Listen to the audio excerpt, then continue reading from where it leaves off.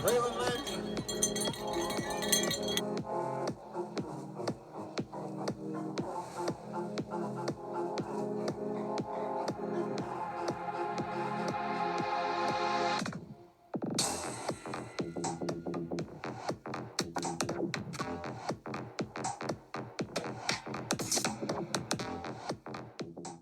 guys, so you guys had requested today that I film a training video of how I train on barrels along with drills that I do for barrels. Today I'm going to be doing this video with Lily as she is my main barrel horse and she can give you guys kind of visual on exactly what I'm talking about when I go over what she's doing.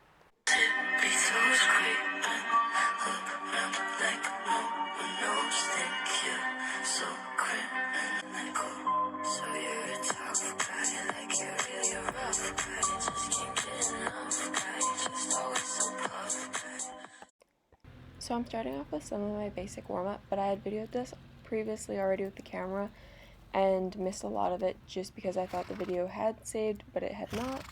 But anyways, so I'm just starting off with bending her nose to the inside. We're at a trot at the moment. We've already done a walkthrough and a lot of our basic turning, but now we are just counter bending, so I've asked her to bend her nose to the outside but continue on her same circle. I do a lot of circle work because I find it helps with your turns a lot and helps you just with the basic bend of the horse.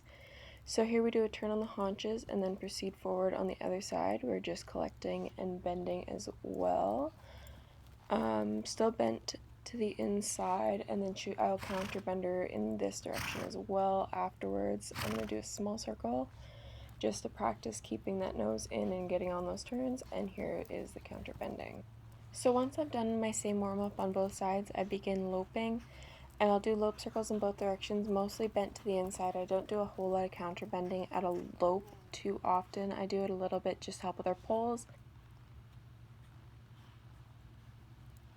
So there was another turn on the haunches, and I'm going to continue on the other direction just to get warmed up on both sides with her. She doesn't have a very strong bend on either side when it comes to a lope, and we've just worked a lot on making her lope less racy now. So here's my first drill. It's a single barrel drill, and just for a little bit of background, it's meant so that way you can keep the same amount of space around your barrels. It helps with knocking and it helps with your horse going flat in your turns. I learned this one at a clinic and I find it really helps. So usually you start at a walk. I think I started a trot in this video because I had lost it when I thought I had already videoed.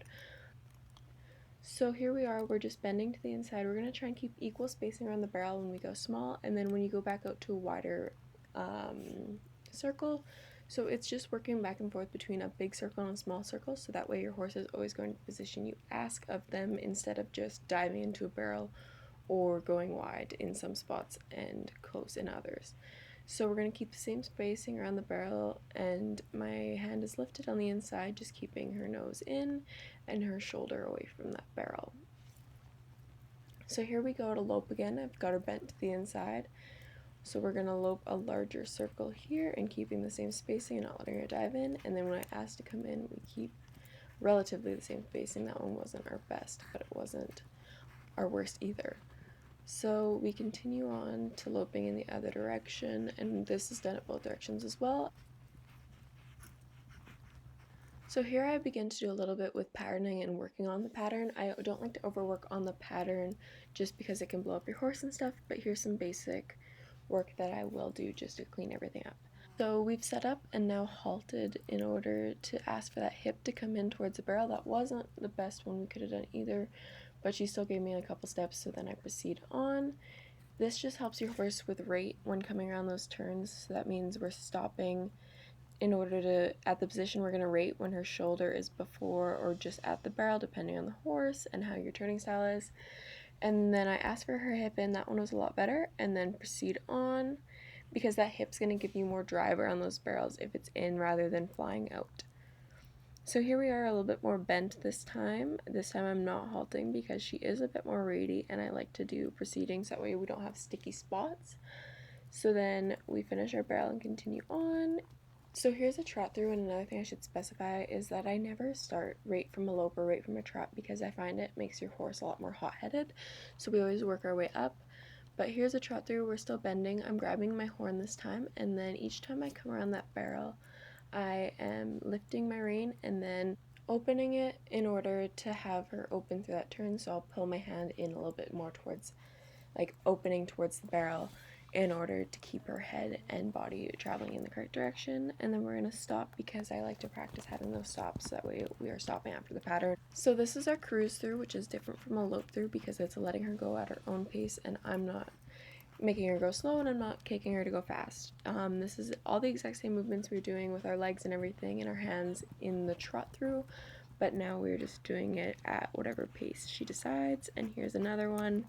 So I'm just using whichever leg I need to in order to put her body in the correct position that I want her to around that barrel, not too tight, not too far out, and to keep her bent and lifted nice in the ribs. So once I'm satisfied with whatever we've been doing, usually we do a walkthrough in order to make her not be running all the time through the pattern and then finished. So we'll do a walkthrough, just make sure everything's cleaned up, and then I'll back her and get off and loosen her cinch. But anyways, thank you guys so much for watching. I hope this all made sense. I'm not used to doing these kind of videos yet. But anyways, leave a comment if you guys enjoyed it.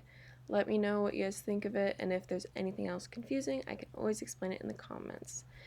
Anyways, thanks again for watching, and I will hopefully have more videos out soon.